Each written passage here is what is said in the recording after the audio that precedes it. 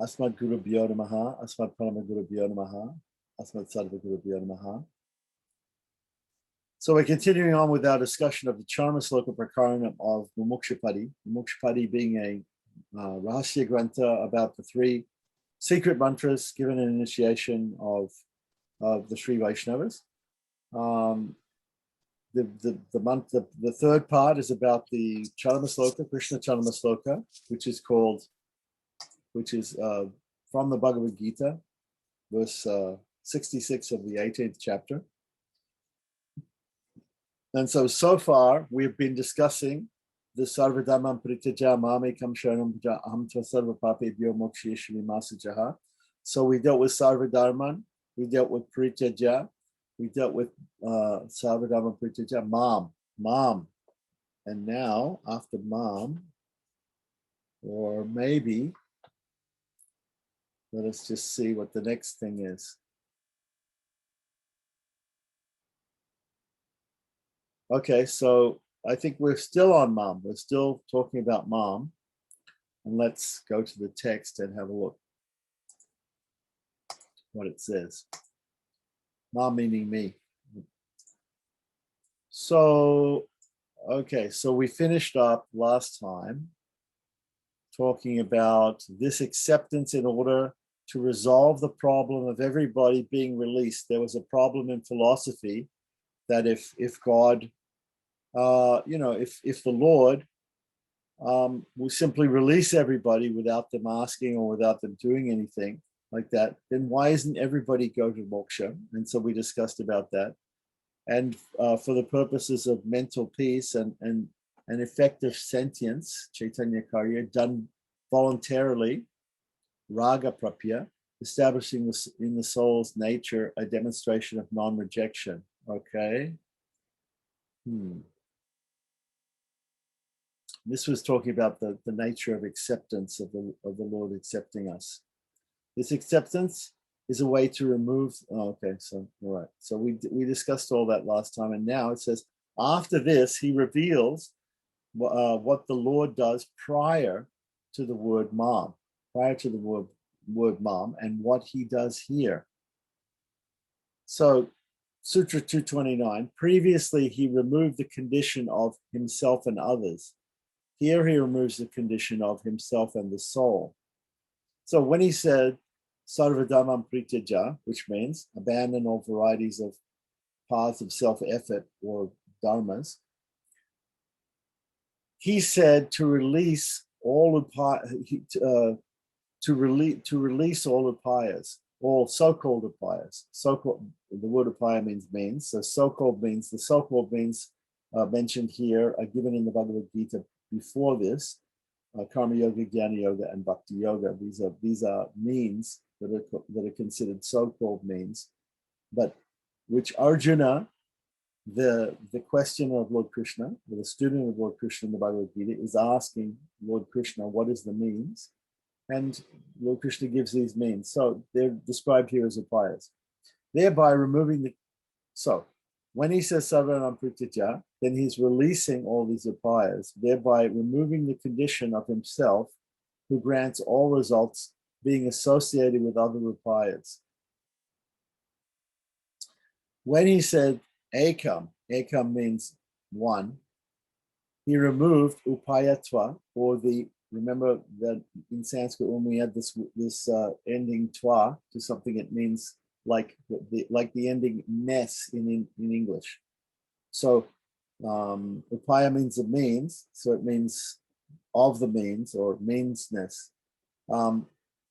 It removes the status of a means, of being a means, from the soul's acceptance. So the soul doesn't have to actually accept. I think we were talking last time about free will and determinism, and basically saying the soul doesn't even have to accept or surrender to the Lord, that the Lord can decide to save the soul if he likes, even if the soul is unwilling. And again, that analogy is there of the mother cat who picks up the kitten and saves it. Excuse me. Saves the baby kitten, Even the kitten struggles, even the kitten doesn't want to be saved, fights actively against the mother can overpower it. God can overpower us and simply take us to liberation if he wants. It's not dependent upon our acceptance. So thereby removing the condition of himself, the upaya operating jointly with the soul, who thinks that his own acceptance is an upaya. Right. So even when people understand that karma yoga is not the way, jnana yoga is not the way, bhakti yoga is not the way, any path of my own self-effort is not the way. Even when people understand that, then they still think, oh, okay, so surrender is the way, and therefore I have to surrender. And the point being made here is that even if you don't surrender, even if you don't, and make an effort to surrender, or the point we discussed before was that Vedanta Deshika thinks that, and the Northern School of Sri Vaishnavas, they say that surrender itself is an effort. It's a self-effort one has to perform. And therefore we can't say we give up all self-efforts. Surrender is not giving up all self-efforts. But actually the Southern School of Sri Vaishnavism, led by Pillai Lokacharya and Manavalabha Muni, what they're saying is that surrender is not actually an effort. It's simply a realization. It's simply a realization of a fact. We are the property of the Lord. We are the slave of the Lord. We are the servant of the Lord. And it's not a matter of becoming the servant. It's not a matter of becoming the slave or becoming the property of the Lord. That is what we are naturally. So there's no effort involved in becoming the slave or the servant or the property of the Lord. That is what we are. So there's no, either we accept it or we don't accept it. Doesn't make any difference. We are that. So even when people get this idea that property is the way, surrender to the Lord is the way, still they think it's an effort. Still they think they have to make some effort to do it. If you talk to other Vaishnavas in other sects, they'll say surrender is a thing which you have to really work hard at, and it has to be, that mentality of surrender, it has to be maintained throughout your life, and then at the time of death, you have to show that you're surrendered by remembering God. So this is disproved. This is disproved by the other Charma slokas. So we have Krishna. Maybe you can misinterpret this verse here, Savardama Pritaja, the Krishna Charma sloka. It's possible to misinterpret it when Krishna says, abandon all varieties of religion, just surrender unto me and I'll save you. Okay. So maybe you can then say, okay, then, but what does surrender mean? It means we have to have this mentality. We have to be perfectly, in line with God's desires, and we can't make a mistake. We can't commit some unintentional sin or even an intentional sin or whatever, on the way. And we have to remember the Lord at the time of death, because all this is stated in the Gita also.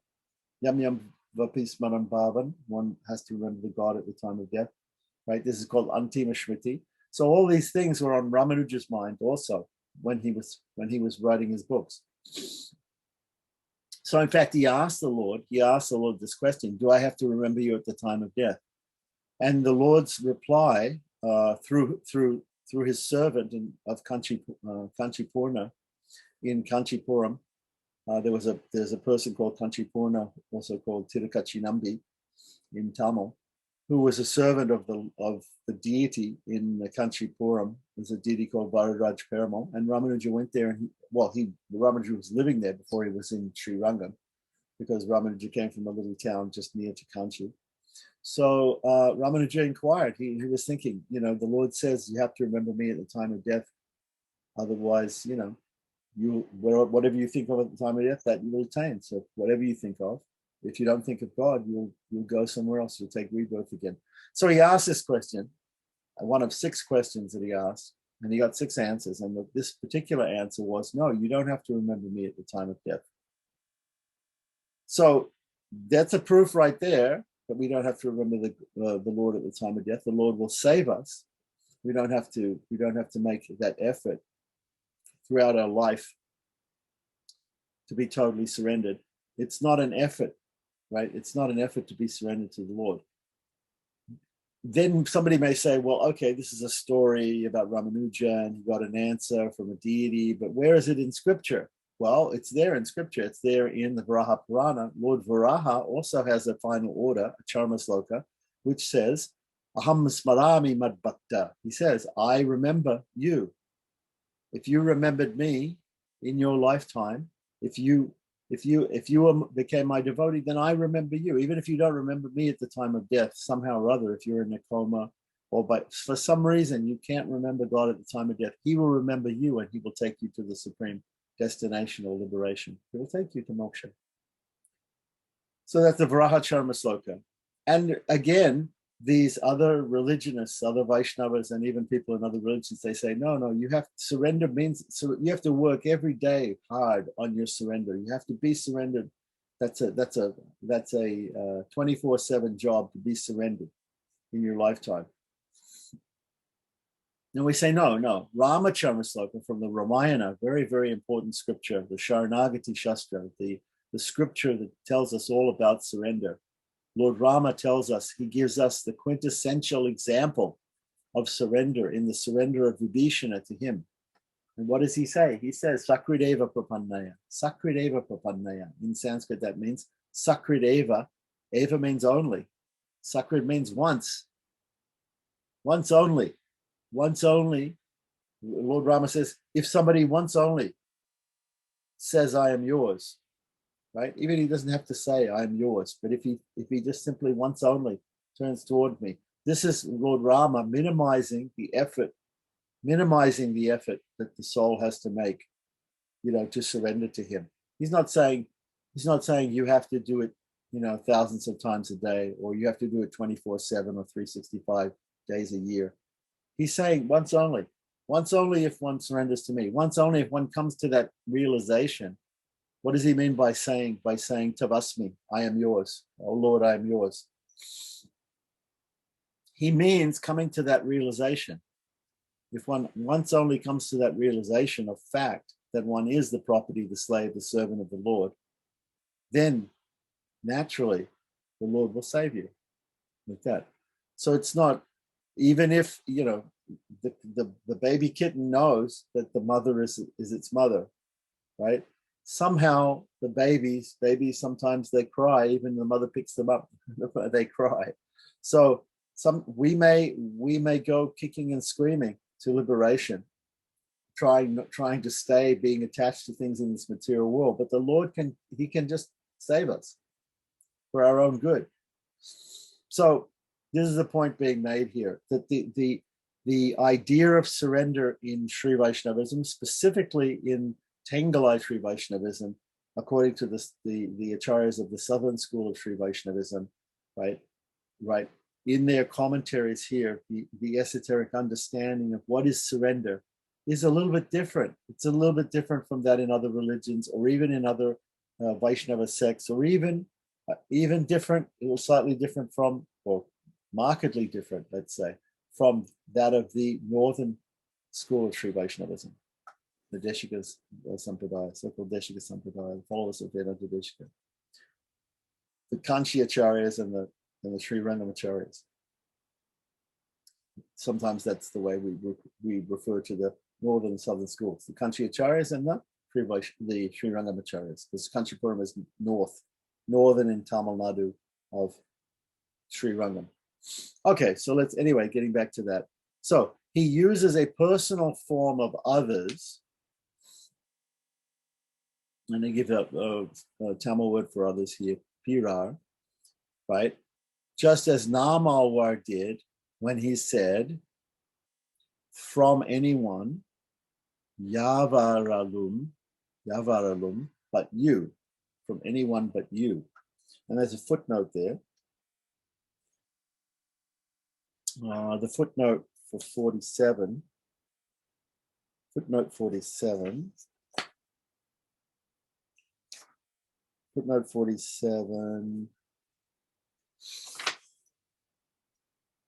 Okay, it says Manavala Muni here notices that Pilalokacharya uses the personal plural pronoun for others. There are actually a lot of different pronouns in that we don't have in English in Tamil. So, for instance, if I want to say we, and I want to include everybody, there's one pronoun. If I want to say we and I'm including somebody else standing next to me, but not other people, right? Then there's a different pronoun. So they have many different pronouns that we don't have in English, in Tamil. And so therefore, okay, so Manavala here notices that Pilalokacharya uses the personal plural pronoun for others. Here, when he's referring to the inanimate upayas, the upayas, or the means of liberation, or the so-called means, the so-called upayas, karma yoga, jnana yoga, and bhakti yoga, they're inanimate. Yeah, naturally they're inanimate. They're processes. They have to be performed by a personality, right? The effort has to be performed by somebody, but the effort in itself is impersonal. So they're inanimate. He finds a precedent for such usage in Namalwar's Tiruvai Moli 583. So here's a translation of Namalwar's Tiruvai Moli 583. What can I do? Who will remove my difficulties? What are you doing to me? I will not seek anything from anyone but you, O Lord of Kumbakonam. Kumbakonam is a temple town, a town full of temples. Some very famous Vishnu temples, also Shiva temples. There's different temples there, and it's just east of Sri Rangam, on the way to Tanjore. So surrounded by, okay, so O Lord of Kumbakonam, and this would be addressed to a deity of probably the deity Sharangapani in a temple called, well, I guess the temple is called also Sharangapani. Yeah, so Sharangapani means the Lord with the bow in his hand. So, O Lord of Kumbakonam, surrounded by beautiful waterfalls, when will my time of great difficulty be over?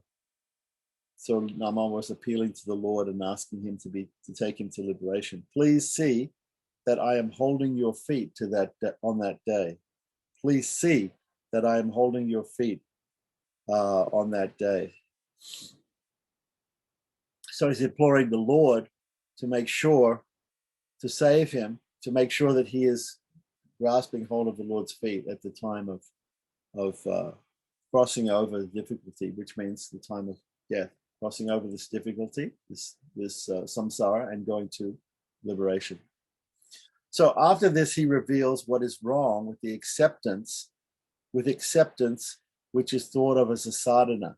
Acceptance being thought of as a sadhana. So a sadhana, the word sadhana means a something that we do, something that we have to be, first of all, qualified to do. We have to perform. We have to put the effort in to do it, and that we have to do it correctly, right, in order to achieve a result. That is a sadhana. Okay, so here he's saying that acceptance should not be thought of as a sadhana. So here's P.B. Anangacharya's Mumuksupadi Sarata Dipika, his short commentary on this particular sutra. It's a different number, of course, in this thing. It says, previously it was said, Saranama Prityajamam. He destroyed the idea of him, the Lord, and other means being the same. So when we talk about property, what we're talking about, the primary means of liberation is the Lord himself. So if we've got these different means, right? So the other means are karma yoga, jnana yoga, bhakti yoga, and then there's the Lord himself. So what he wants to show is what Pilalokacharya and Manavala Muni, what they want to show is they want to show that these are different types of means. Karma yoga, jnana yoga, and bhakti yoga require also, they all require, each one of those means requires the mercy of the Lord, right? To achieve perfection through karma yoga, jnana yoga, bhakti yoga, you still need the Lord's mercy, but it's a type of cooperative grace that you attract, because you do something, you do your karma, you do your jnana, you do your bhakti, and then the Lord gives you grace. Whereas in property, where the Lord is the primary means of liberation, right, is the primary means, the primary upaya, right, then that is different. There is no effort by the individual. There is no effort to be accepted like that. There is just an understanding that one is the property, is the slave, is the servant of the Lord. By saying mam ekam, so they're not the same. They're not the same type of upayas. Those upayas, but sarvadhamam prityaja, that we should give up, are the ones that involve difficult paths of self-effort. And the other one, which involves simply the Lord himself, is a completely different method. So sometimes people say this, okay, so sometimes you talk to people and you explain about property in general, and they'll say, oh, it's just another process. Okay, so you've got people who do karma yoga, people who do jnana yoga, people who do bhakti yoga, and then you have this property yoga. It's another type of sadhana, and it's just a different means, like that. Or they'll say it's part of bhakti yoga. They'll say there's 9 parts of bhakti: Shravanam, Kirtanam, Vishnu Smaranam, Parasevanam, Archana, Bandhanam, Dasyam, Satyam, Atmanivedanam. Atmanivedanam means surrendering our soul, and therefore it's a part of bhakti. It's a type of bhakti. No, it's different from Atmanivedanam. It's different from the thing that this idea in bhakti. It's a different thing. It doesn't involve our effort. It involves only the Lord himself. So by saying in the Charma Sloka, in this sloka, how does this all relate back to the sloka? Okay. So by saying mam ekam, me alone, only me one, oh mam ekam, by me alone, surrender unto me alone. But by saying me alone, he's saying no karma yoga, no jnana yoga, no bhakti. He's being emphatic that it's different. It's a different type of upaya. It's a different type of method. The Lord is a different type of method when taken as the primary means to liberation than these other methods. He's now removing the idea that the soul's act of surrender and the Lord are equal. The soul's act of surrender, right, and the Lord are equal if they are both means to the same goal. So it's not dependent upon the act of surrender by the living being, right? Therefore, it is being shown that neither the other paths nor the performance of surrender are the true means. So the true karma yoga, jnana yoga, and bhakti yoga, we've already understood that very simply. They're not the means. They're not the means to liberation. Now what we're understanding is we're going deeper. We're going deeper and we're understanding even our surrender is not a means. Even our surrender is not a means. Even our acts of surrender is not a means. Even our external going to the guru and getting the samashrinam and doing all this, even that is not the means. The Lord himself is the means and only the Lord. Mam ekam. And that is the meaning of mam ekam. That is the full meaning. So therefore, it is being shown that neither the other paths, karma yoga, jnana yoga, bhakti, nor the performance of surrender itself is the true means. From the usage yava in the Pasuram that we just described, the Tiruvaimoli Moli that we just described, right? The other means is referred to in the, anyway, we have to look at the Tamil if we want to know where those words are taken. But anyway, let's go back to the main text and go to the next sutra.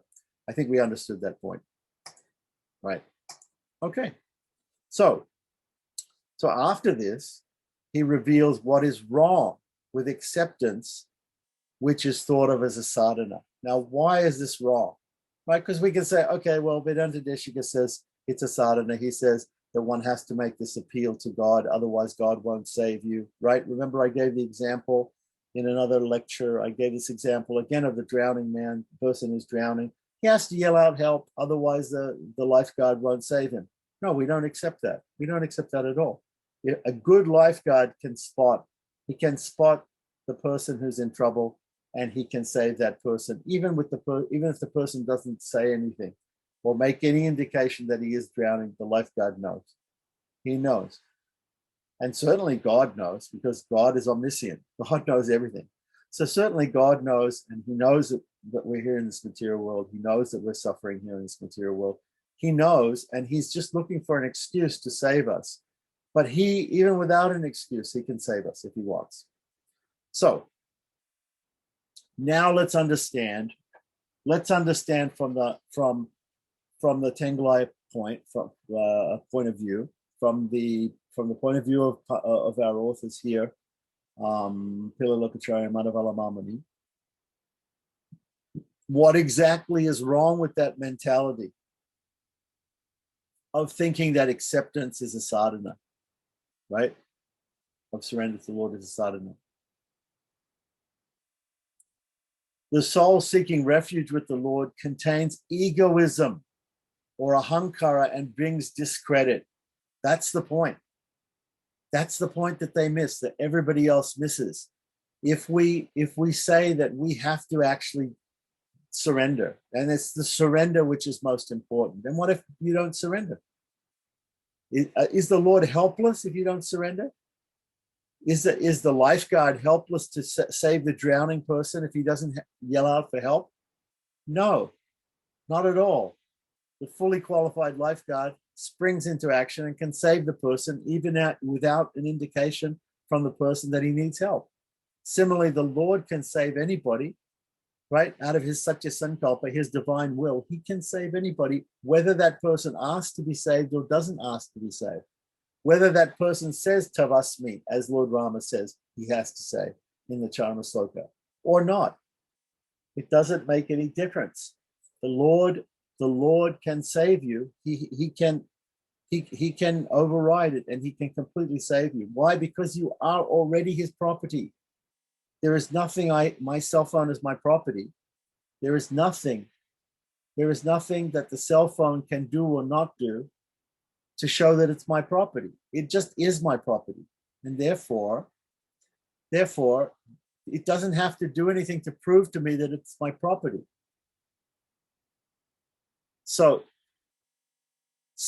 if a person thinks I have to surrender, or I have to surrender, and surrender is like this, surrender is lifelong, and it has to be perfect, and it's difficult to perform, and I have to think about it 24/7 and 365 days a year, and I have to think of God at the time of death. If one person thinks of all these things, which are great efforts, or even if one thinks like the Wadagalais, like the Northern School, it's a small effort. There's a small effort that has to be performed by me. And without that small effort, God cannot act, cannot save me. So if somebody thinks like that, that is ahankara. That is what do we mean by ahankara? Egoism, I-ness and minus. So maybe we've given up attachment to all these other upayas like Karma Yoga, Jnana Yoga, and Bhakti Yoga. We're still attached.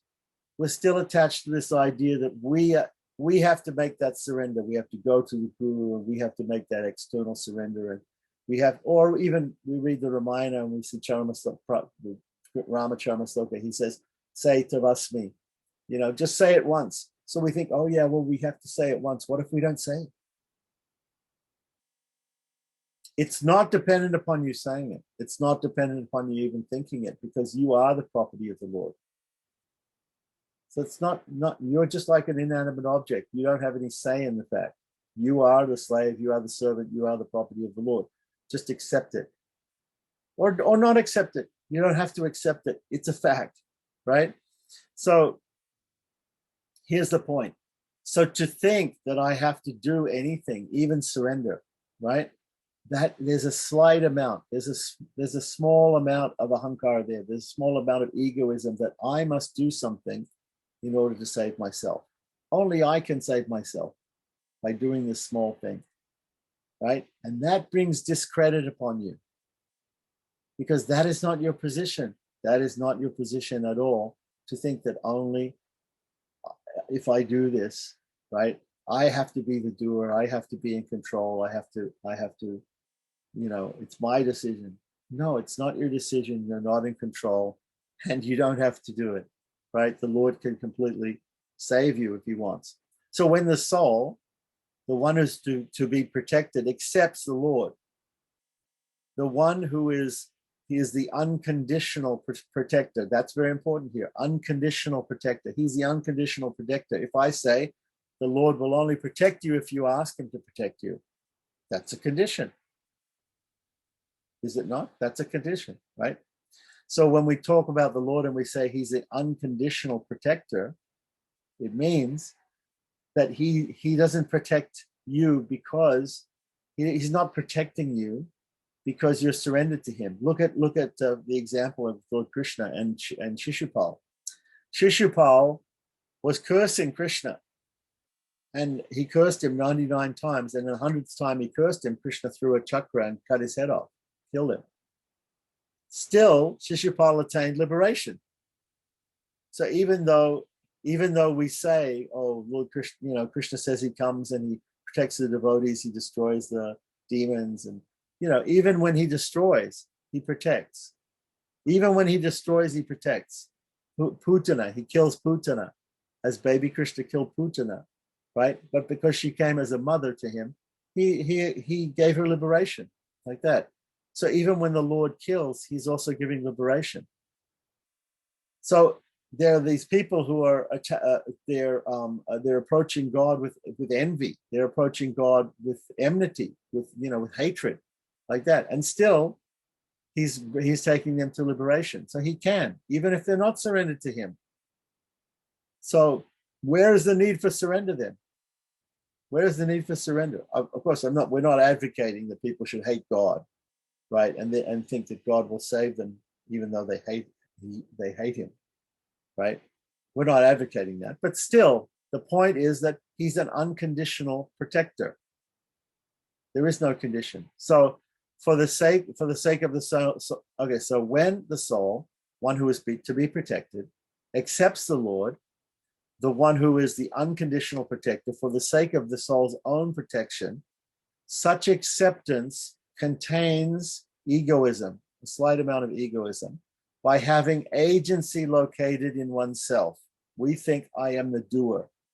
I am the doer, right? I asked this question to Dr. Tiran Ryan in a very recent class. You can look it up on Stotra Ratna class. I said, okay, so what you're saying is that the surrender, when you go and you do surrender, in the Deshika Sampradaya, they have a ceremony called Paranyasa, where you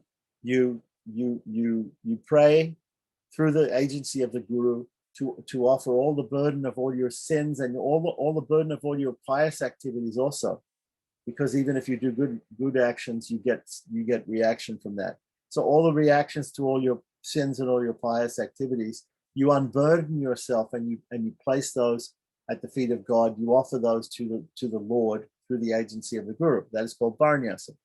So normally when the Wadagalais, especially when they do, even Ramanuja mentions this in his Nitya Grantha, that there's a thing called Sattvika Tyaga, where we remind ourselves that we are not the doer, that the Lord is using us as an instrument, and he is the real doer.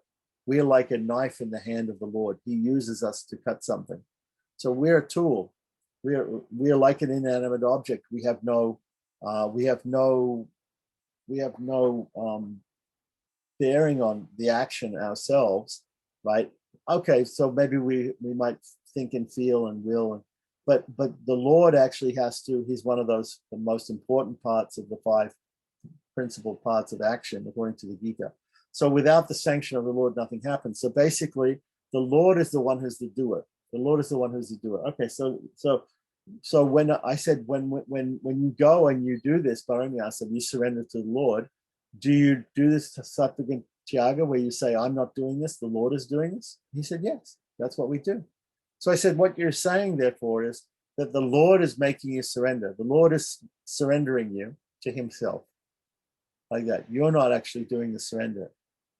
So then how can you say at the same time, Vedanta Yeshiguru is saying, you have to call out, you have to do this, you have to appeal to the Lord.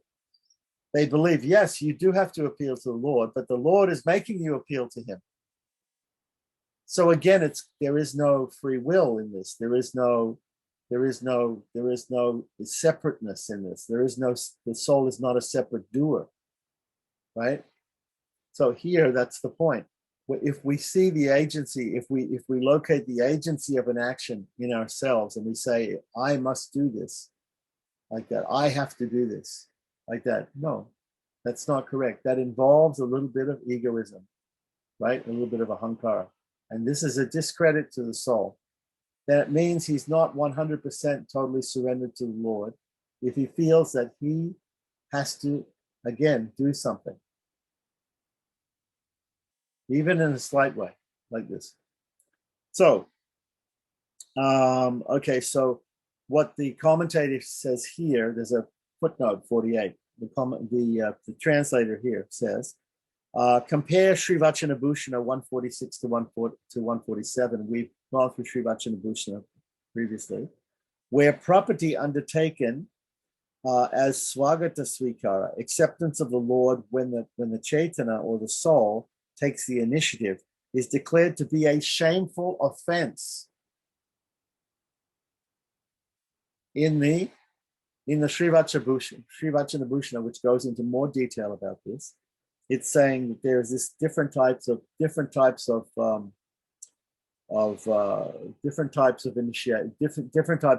property. There's different types of surrender.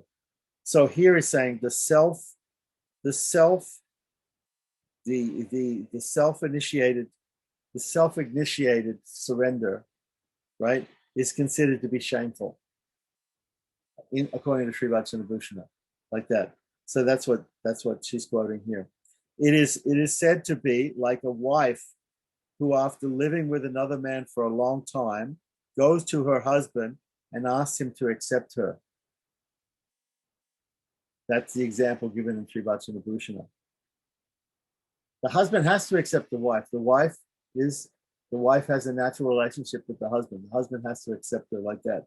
For her to go and ask, right, means that she has a say in it. She has a say in the fact that she is not his wife. She's his wife, right? I guess maybe it sounds a little bit misogynistic here, but anyway, from a patriarchal society, this is the example given. Okay, so that's fine. So we can understand the point. The point being made is that the slight amount of egoism is there as long as we think we are the doer, even if we say we are the doer of the surrender. Yeah. Okay, so, but then just what is the protection? To this he says, the Lord's acceptance is the protection.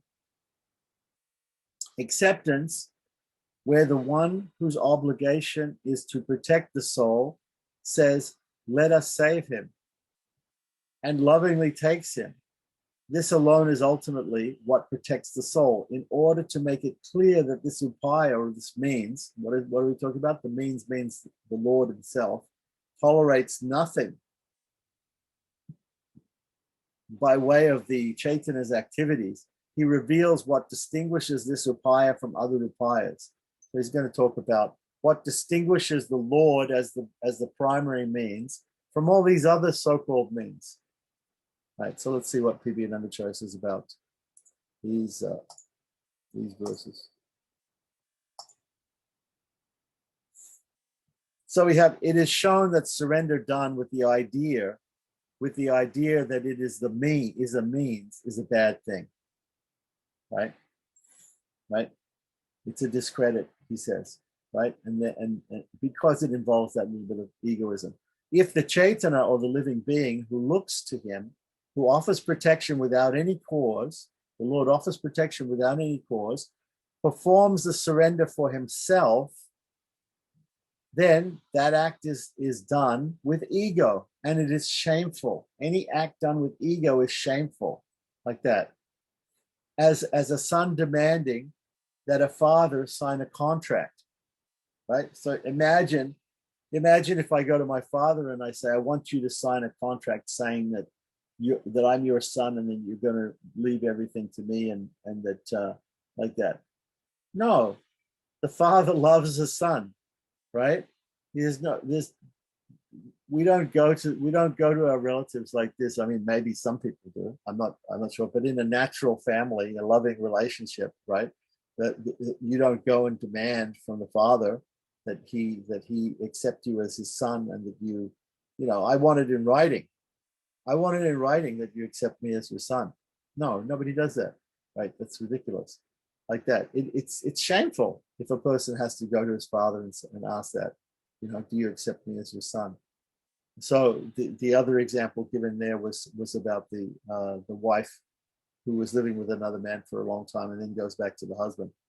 So that's the other example which she gave. That was from Sri Vachanabhushanam. But here in the commentary by Malavala Mahamuni, he gives the example of a son who goes and asks the father for a justification, and that he's his son in writing. So then what is the living being? What is the Chaitana's protection? He is responsible for the protection of the Chaitana, meaning the Lord. The Lord is responsible for the protection of the Chaitana, of the living being. Therefore, it is the Lord's desire to protect the Chaitana, and that the Chaitana takes protection. It is in his desire to protect the Chaitana that the Chaitana takes protection. So how do we get protection from the Lord? Not by asking for it. It is because of his desire that we're protected. Because if it's because of our desire or our sankalpa or our will, it can be thwarted. But his will can never be thwarted, right? Because his will is such a sankalpa.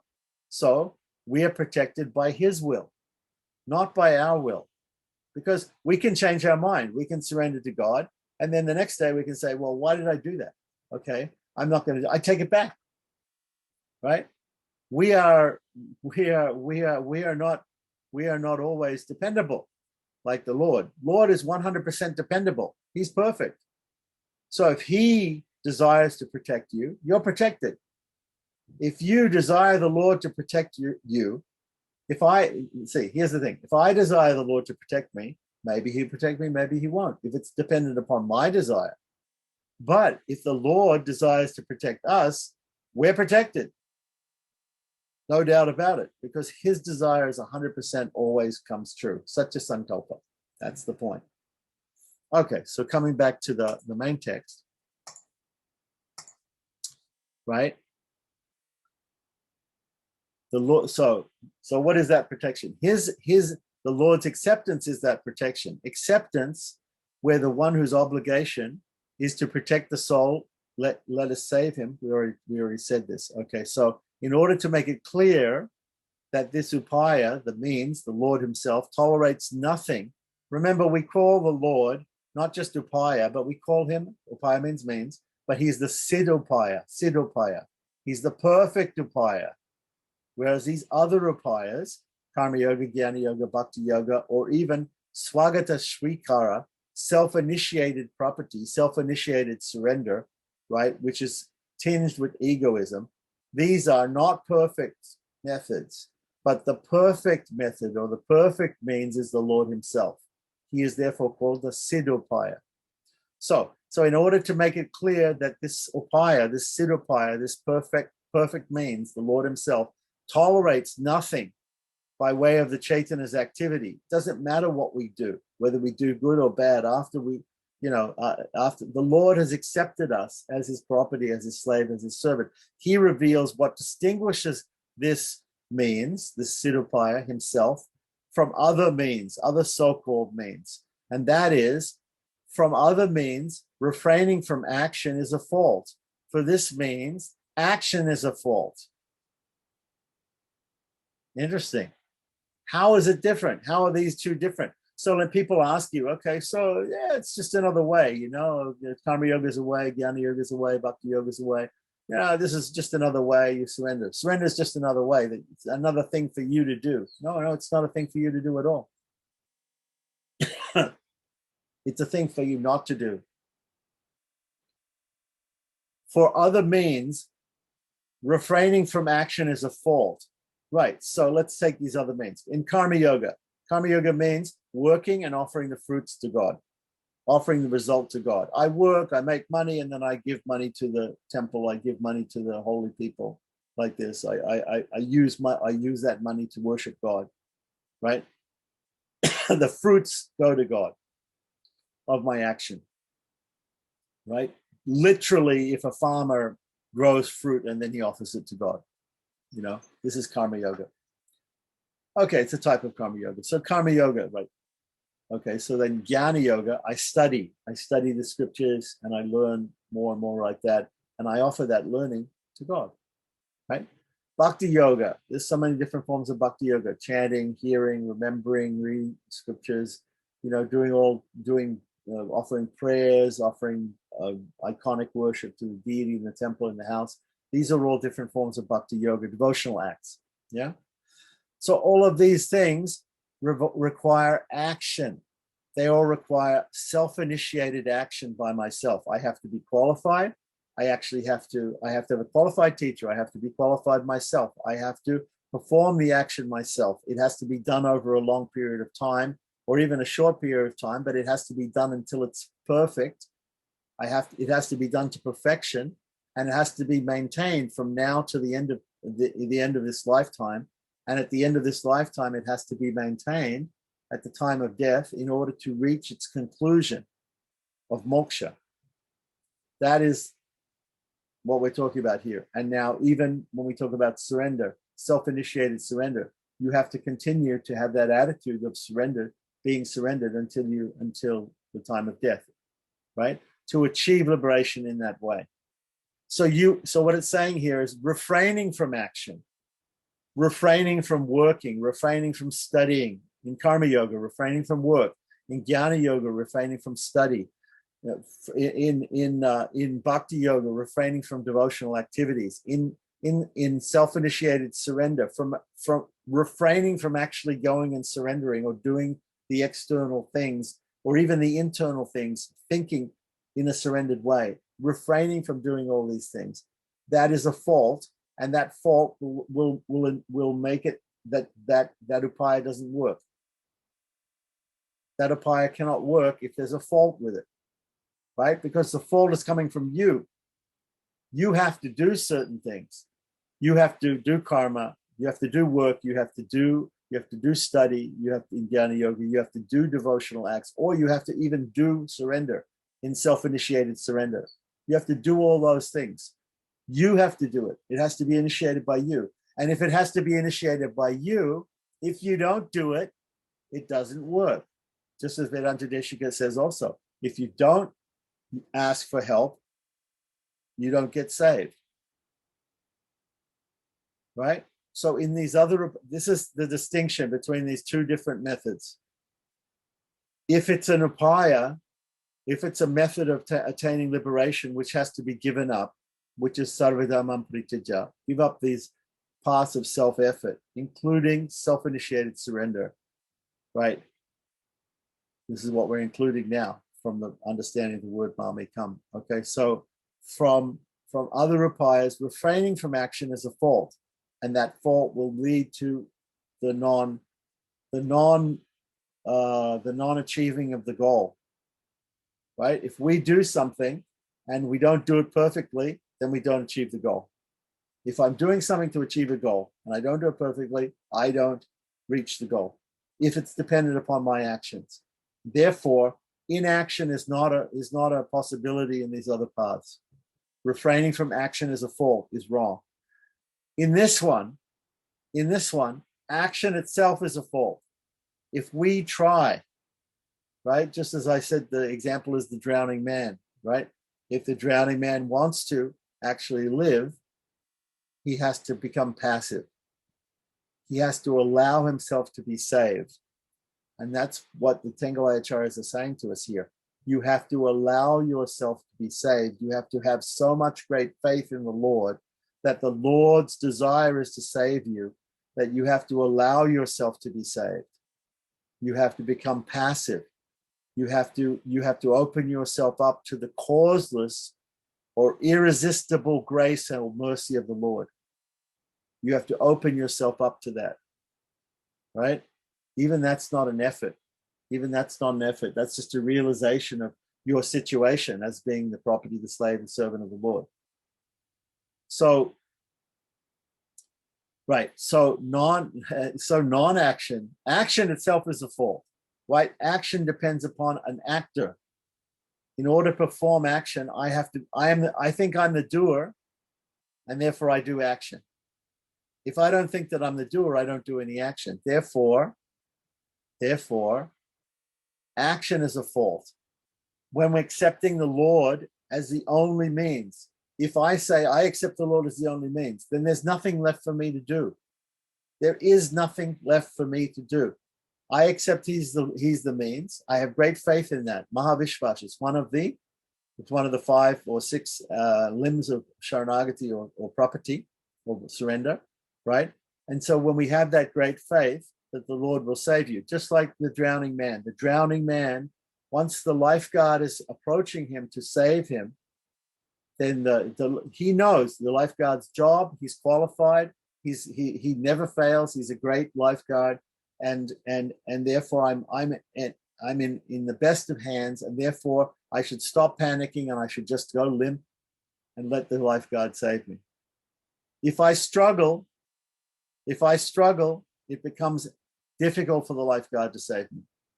It becomes, sometimes I can drown the lifeguard and drown myself. Of course, we're not going to drown the Lord, but the point is that the Lord sees us, and he sees, is this person got ego?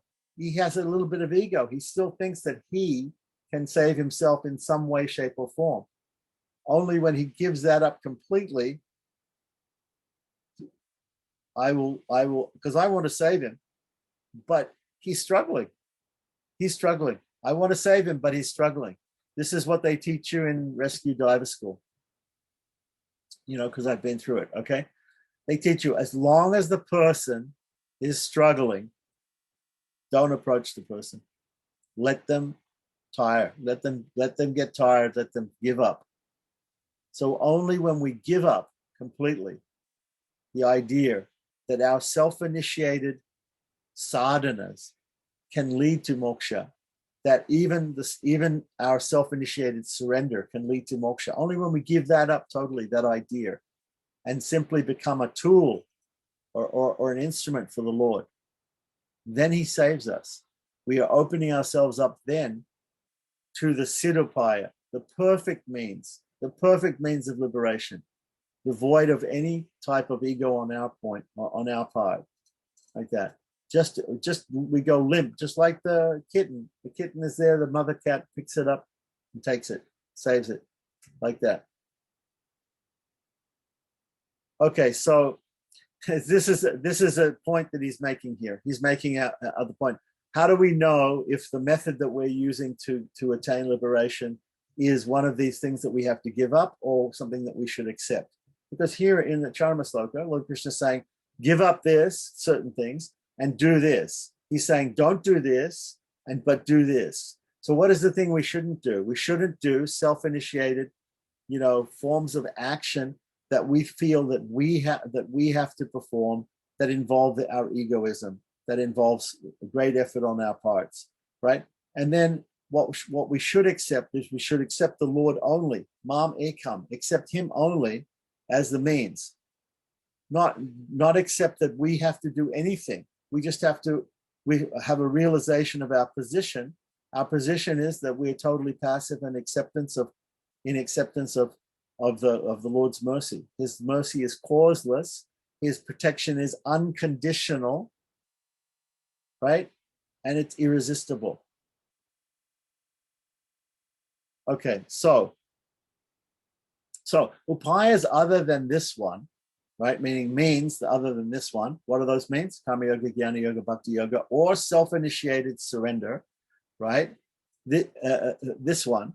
this one means the Lord himself, the Siddhopaya, this accomplished upaya, Siddhopaya. See, it's called an accomplished upaya. It's already understood that it's accomplished. Why? Because God's will never is thwarted. It's never thwarted. It can never be stopped, right? It's perfect. He's perfect. He's the perfect means.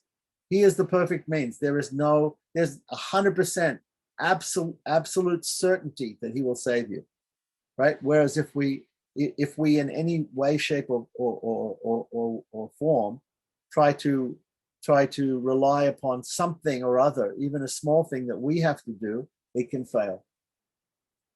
So depend upon me, it can fail. Depend upon God, can never fail. So the accomplished upaya, it's called the accomplished upaya, Siddhopaya. He is the accomplished upaya. Are fulfilled by the, okay, so upayas other than the Siddhopaya are fulfilled by the Chaitana's activity, pravritti, efforts. Thus, it is a fault if the Chaitana refrains from making his own efforts. It's a fault, right? Because these other means require my effort. If I don't make an effort, that's a fault. This upaya, however, the Lord himself, the Siddhopaya, the perfect upaya, however, is intolerant of association of other aids. It's intolerant. It doesn't work if this is the difference between the Southern school's idea and the Northern school's idea, is that the Southern acharyas say, no, actually, if we make effort, even if we make it self-initiated surrender, if we make that effort, if we think it's our effort which is important, if we think that it's our effort which is important in that part, if it's cooperative grace, right? Just like the mother monkey, the baby monkey has to hang on. Otherwise, he doesn't get taken to the other tree with the mother monkey. He'll fall off. He'll fall off her back unless he hangs on. He has to hang on tight. He has to perform such. It's a self-initiated, thing that he has to do, right? This upaya, however, is intolerant of other aids, right? The Siddhopaya, the perfect means, is intolerant of these other means. That is specifically a Tengalai doctrine that is specifically taught to us by Manavala Mahamuni and Pilalokacharya, right? That is not what you'll hear from the Northern School Sri Vaishnavas. They say, no, go ahead. These other things can be good. Do also these other things. Do all these things. Make all these efforts. Like that. That's fine. Go ahead. You can do that too, and you also attain, the mercy of God, like that. When the lifeguard sees you're trying to save yourself, and you have so many things that you're trying to depend upon, and your own actions, right? Sometimes you see this when somebody's drowning, so they throw some things, or there's some things around him that he's trying to grab a hold of to keep himself afloat, like that. So maybe a lifeguard thinks, well, he's trying to save himself. He seems like he's doing a good job. I'll just wait and see. I'm not going to spring into action. I'm not going to go there if he can save himself. So the Lord sees that too. Look, here's this soul in the material world. Look, he's trying so hard, karma yoga. He's got the right idea. He knows that I'm the Lord, and he's performing. He's reading the Gita, and he's doing karma yoga. Oh, that's nice. He's doing jnana yoga. He's doing bhakti yoga. Wow, he's doing all these things like that. So I'll just let him do those things. If he thinks that he can save himself like that, let him try like that. And then even he comes to the point of surrender, but he thinks, oh yeah, because of my efforts to surrender, I'll definitely be saved. Okay, sure. So make your efforts. God will say, okay, make your efforts, do it, go ahead, like that. But God, this means the Siddhopaya is actually intolerant of these other means, is what he's saying. If the real means is the Lord himself, these other means are not the means. As long as we don't realize that, as long as we think we have something to do with our own liberation, that's a fault. Therefore, with it, the only fault would be the Chaitana's activity. The only fault is my thinking that I am the doer. That is the fault. That is the thing which is keeping us here in the material world, that I think that I am the doer. soon as I realize I'm not the doer, I'm completely an instrument in the hands of the Lord. That is liberation, because that's our true position. So jnanat mokshaha, from knowledge, jnanat mokshaha means from knowledge. Some other Shankaracharya also uses this, but in a different context. But it comes from the Vedas. So jnanat mokshaha, from knowledge comes liberation. From what knowledge? From knowledge of our essence. Right? So what is our essence? Our essence is the most important thing that the soul is understood to be, is a servant or is a slave or is a property of God. That's the essential nature of the soul. Now, some other people, some Vedantists and even Vedanta Deshika, they'll say, no, the soul has kartritva. The soul has the potentiality of a doer. The soul is a doer. We have to say God is a doer, but the soul can also be a doer like that. So if you emphasize the soul as a doer, then that's the wrong emphasis. If you emphasize the soul, and I think it was mentioned either here or in Sri Vachanabhushana also, we should think of ourselves just like an inanimate object, something which is completely owned and controlled by the Lord and supported by the Lord, owned, controlled, and supported by the Lord. He cites an authority for declaring that no activity of the Chaitanya is needed, right? So here in the next sutra it says, don't trouble yourself, and the Tamil is given for that, and there's a footnote 49. So this is coming from Tirabai Moli 917. In brief, I will tell you, there is nothing else for the souls in this wide world. In brief, I will tell you, there is nothing else for the souls in this world. Don't trouble yourself. It is enough to think, right? And she put in brackets here, of the Lord. It's enough to think of the Lord. It's enough to think. It's enough to just understand that I am the Lord's property. It's enough. So he says that this idea has already been stated in this very sloka. Cessation has been previously stated. This is stated previously in the Sarvadharma Parityaja. Parityaja, tyaja means two. Sarvadharma means other paths, other upayas, other methods to moksha, which involves self-effort. Karma yoga, jnana yoga, bhakti yoga, and now we understand also self-initiated surrender. Then parityaja, the word tyajati means to reject. Parityaj means completely reject, to completely reject, not just to reject. So the northern school of Sri Vaishnavism, they may say, oh yes, we reject karma yoga, jnana yoga, bhakti yoga like that. But if you do them, if you're doing karma yoga, jnana yoga, we reject all these paths of self-effort, but we don't completely reject them.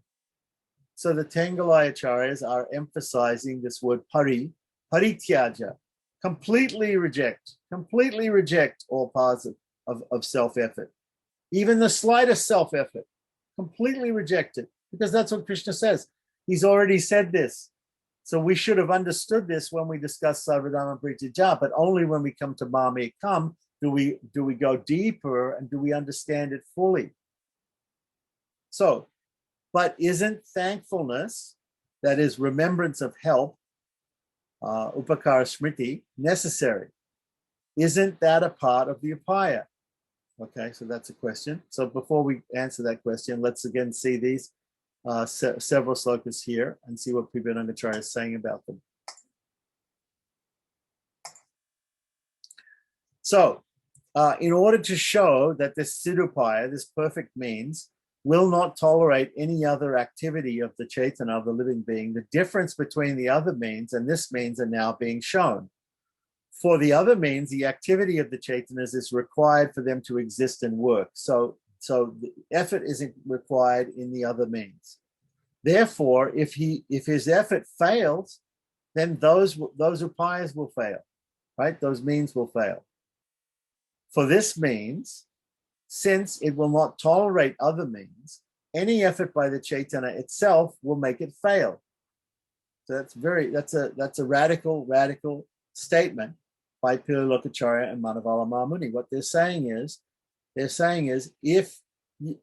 okay, so another example, another story I'll give you about this, right? Ramanuja had a disciple who was he had two disciples who were a married couple, and he always used to say these are really great devotees. And some of the people who were not married people, the sannyasis, they thought, well, we're better devotees than that. Why do you always give this example of this couple, this married couple as great devotees? And he said, well, why don't you go? He ordered some of his sannyasi disciples, you go at night to their house, and when they're sleeping, take the gold from the wife's body. The women wear gold. They have gold earrings and gold bangles, and so they wear some gold jewelry. And so you take that and steal it away, then see what their reaction is, to see how attached they are to material things. If you're saying that they're, that you're better devotees than them because you're surrendered and you've renounced all material things, and they have material things, they're householders. So let's take some of their wealth away and see how they react, right? Because externally they have material things, you don't. So let's see, go and take some away. So they went at night, okay, to the house, to this place. The married couple they were sleeping like that.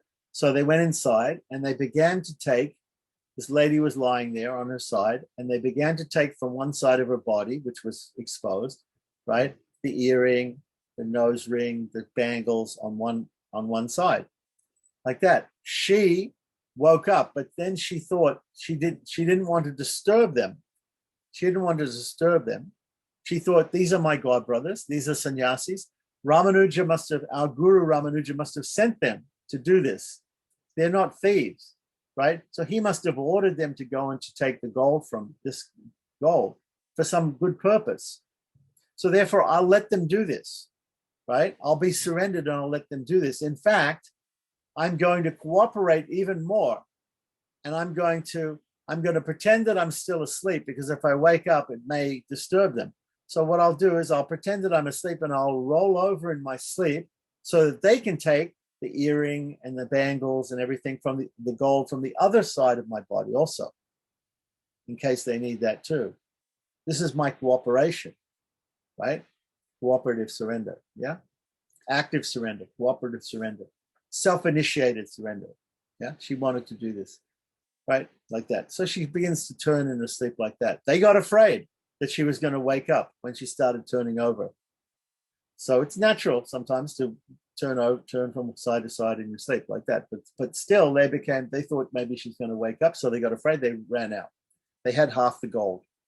They looked through the window and they just to see what would happen, like that. So when they left in a hurry, then she woke up and she woke her husband up, and she related what had happened. He said, you should not have turned over. If they wanted the gold from that other side of your body, they would have turned you. You should have just been passive and done passive surrender and surrendered. And she argued, no.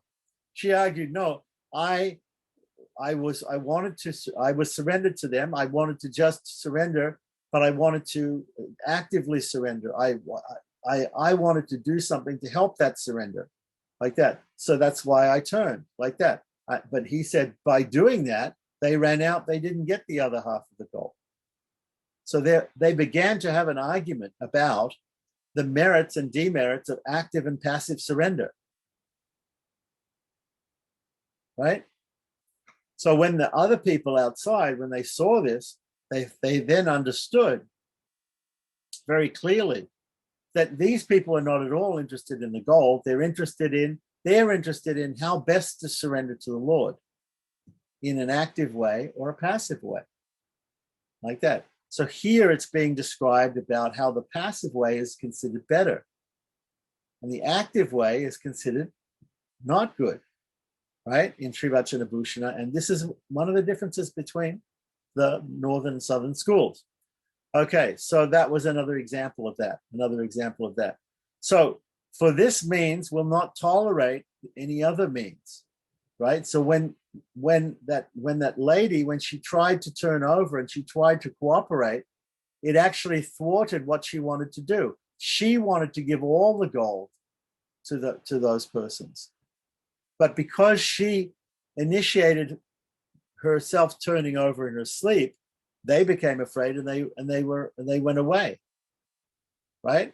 So if we try to struggle and we try so hard to save ourselves, then God says, okay, he's in the material world. He's doing this. He's doing bhakti yoga, karma yoga, jnana yoga, or self-initiated surrender. Okay, let him try. Let him try to do that. Let him try to save himself. The lifeguard says, okay, look at this guy. He's got flotation things around him. Let him try to keep himself above the water. Let's see if it works. But ultimately, that person will drown because those self-initiated means, right, are not sufficient to save him. He needs the help of the lifeguard. The kitten needs the help of the mother cat, right? All of these analogies, the very first aspect of surrender is karpanya. Karpanya means helplessness. So if you're actually helpless and hopeless, you have to act like that. You have to have that realization, right? So that's the point.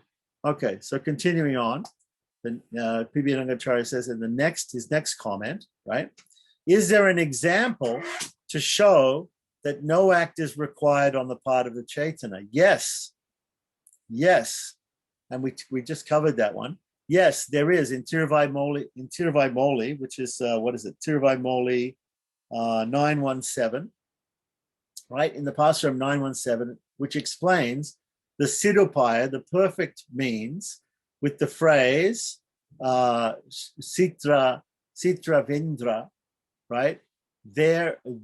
Here, that means not having to do any activity on the part of the Chaitanya or the living being. Therefore, for one who follows this, there is no need to perform any act. There is no need for him to perform any act, to self-initiate any act.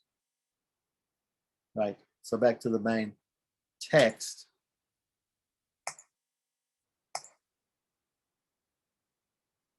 Cessation was stated previously.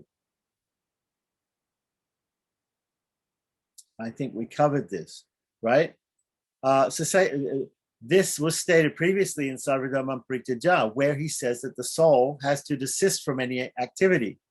But isn't thankfulness, that is remembrance of help, upakara smriti, necessary? Isn't that a part of the upaya? To this he says, thankfulness also comes from the soul's intelligence. It is not contained in the upaya. For the recognition and gratitude, upakara smriti, which the soul expresses to the upaya by such statements as, you destroyed my evil mind, and you gave me the mind to approach and worship you. So this is the way we should be thinking, right? You're the one who made me surrender. You're the one who gives, from you all knowledge, remembrance, and forgetfulness comes. That's in Bhagavad Gita. You destroyed my evil mind. You gave me the mind to approach and worship you. It's all coming from God. Are only products of his consciousness, Chaitanya. It is not at all because of the presence of such recognition that the Lord does the work. Thus, it is not included in the upaya, right? Included in the upaya. So let's see again. Maybe another chart on this point. So we dealt with Tiruvai Moli 917. Now it says, there is no need to search for another example of inactivity on the part of the Chaitanya. We just had one example from Tiruvai Moli, Namawas Tiruvai Moli 917. In this Charma Sloka itself, the phrase Sarvadharma Prityaja was used which talks about giving up all actions on the Chaitanya's part, giving up all actions. Now, this is a difference because the Northern Sri Vaishnavas will say that if you talk to Dr. Tirunarayan, if you talk to some people who are following Vedanta Deshika's idea, right, say that, and even Ramanuja's commentary on the Gita, he gives different interpretations of this verse of Bhagavad Gita, okay? So one of the interpretations is that we're giving up the fruit of the activities, but we're not giving up the activities themselves. But here, the Southern Sri Vaishnavas are saying, no, we're giving up the activities themselves, right? What is actually being given up, right, is not just the fruits of the activities, but is the doership of the activities. And that is why the Sattvika Tyaga is done by the Vatagala Sri Vaishnavas. And it can be done by Tengalai Sri Vaishnavas too. That's not a problem. We don't tend to do it because we understand this point. We don't have to keep reminding ourselves every time we do something that the Lord is working through us and that we're not doing it, right? So the point being here is that somebody can read even Ramanuja's commentary on this in his Gita Bhasya or Vedanta Deshika's commentary, and they'll say, okay, so the idea of Sarvadhamma Pariteja, of giving up, is not to give up Karma Yoga, Jnana Yoga, and Bhakti Yoga, but to give up the fruits of Karma Yoga, Jnana Yoga, and Bhakti Yoga. So it's not palatyaga, it's palatyaga. We should give up the fruits. We shouldn't give up doing those things, but we should give up the fruits. The point is not to give up the fruits alone. It's also to give up the agency. We give up the fruits, but we also give up the agency.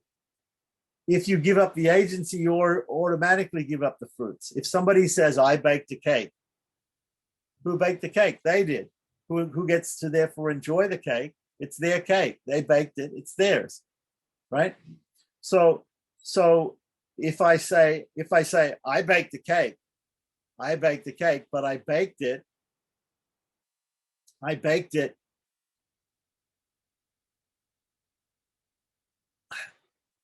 I did it for someone else. No, you okay, if somebody else baked it, then they have agency over it. The fruit is theirs. Whoever does it has the fruit is theirs. So when we say, I give up the fruits of my karma yoga, I give up the fruits of my bhakti yoga, I give up the fruits of my jnana yoga, they are not your fruits to give up. If you think they're your fruits to give up, that's also wrong, because you are not the agent. The ultimate agent is the Lord. The Lord is making you do karma yoga. The Lord is making you do jnana yoga. The Lord is making you do bhakti yoga. The Lord is making you do self-initiated, so-called self-initiated, is actually initiated by the Lord, surrender, ultimately. So then he's the one who's the origin of all these actions. Therefore, he is the doer. He is the doer. Not a blade of grass moves without the will of the Lord. He is the ultimate doer. And because he's the ultimate doer, the fruits accrue to him anyway. So when you say, I give up the fruits of my work, I give up the fruits of my knowledge, I give up the fruits of my devotion to God, they're not your fruits to begin with, because you are not the one who allowed those actions to happen. You are not the one who initiated those actions, those great efforts. God is the one who initiated those things. So all you're doing is just recognizing that he did it. He baked the cake. It's his cake. Right? The fact that you think it's yours to give away means that you think that you did it. I did the karma yoga. I did the work. I did the study. I got the knowledge.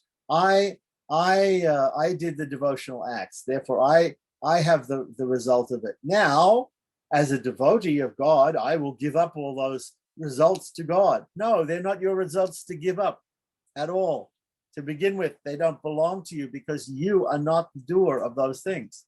God is the ultimate doer of those things, and therefore you have misunderstood. So those persons who read the Charma Sloka and think, give up everything, I have to give up. I actually have to I have to essentially give up my efforts, or I do the efforts, and then the results is what I give up. You don't even do the efforts. God is doing the efforts through you. That's the point. So what you have to give up is not just the fruits. You have to give up the agency. You have to give up the agency of these efforts. Sarvadhamma Pariteja means not just giving up karma yoga, jnana yoga, and bhakti yoga. It means giving up the agency of doing those efforts. So There's no need to search for another example of this inactivity on the part of the living being. In the Charma Sloka itself, we already dealt with it. Sarvadharma Prityaja talks about this, about giving up all the actions.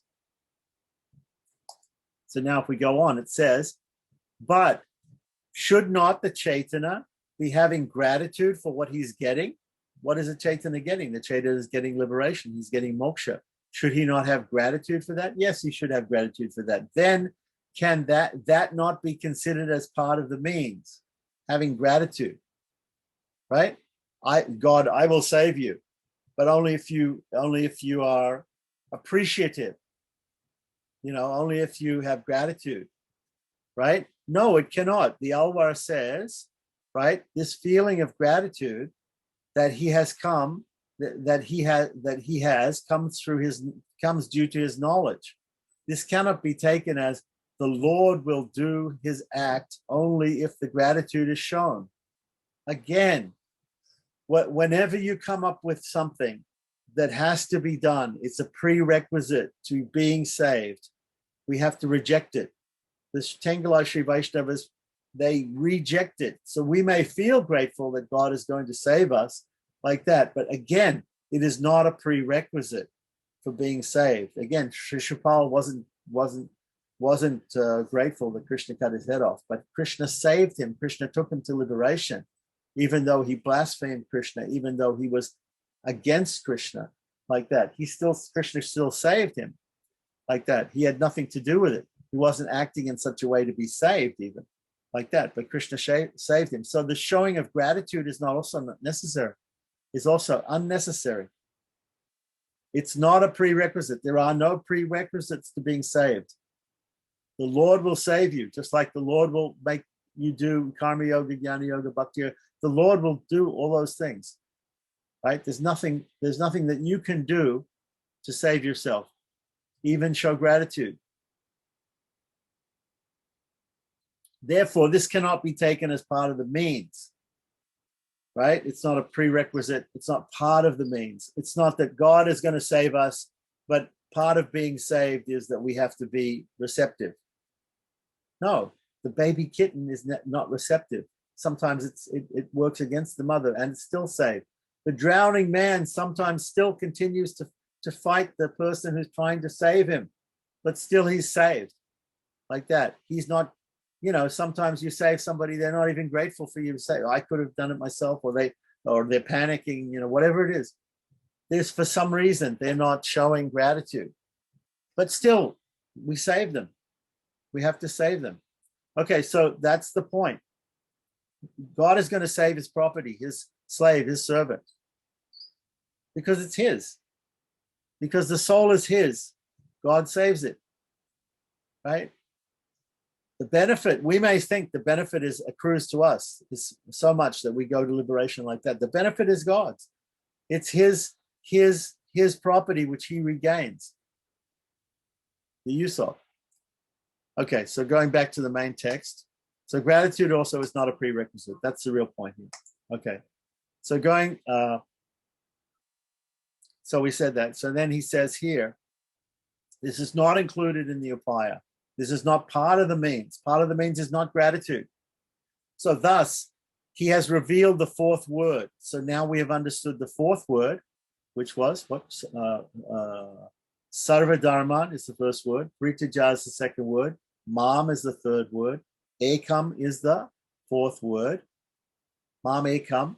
Now the next word is Sharanam. Thus, he has revealed the fourth word, Ekam. So we actually, Ekam, but we put Ekam with Mam, and we discussed them both at the same time. So we've done Mam, Ekam.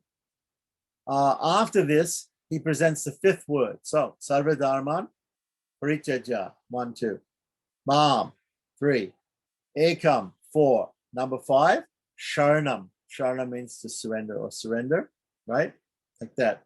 So, perhaps we can ask at this point, was there any questions? Because we're getting into this difference between the Vadagalais and Tengalais, but also in the difference between other upayas and the Siddhopaya, the perfect upaya. The Lord is the perfect upaya, right?